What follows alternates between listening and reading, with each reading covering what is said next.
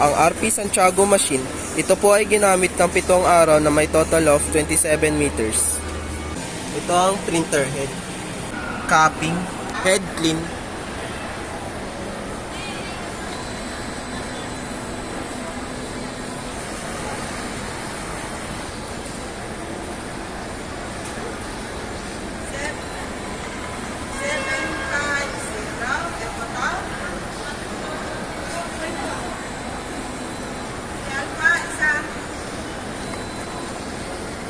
at linis ng wiper after head clean.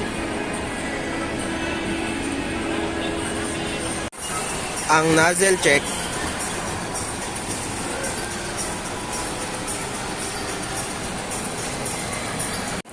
Ang ink system ay tama lang. Ang waste tank ay nalinis nung Sunday. Ito ang AVR. At ito naman ang grand wire. Ito naman po ang use at ang unused supply namin. Sakto lang ang CMYK powder solution at medic film namin.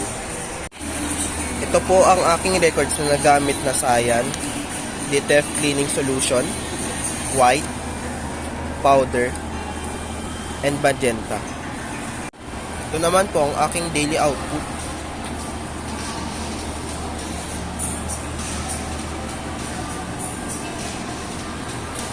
At ito naman po ang aking printer daily checklist.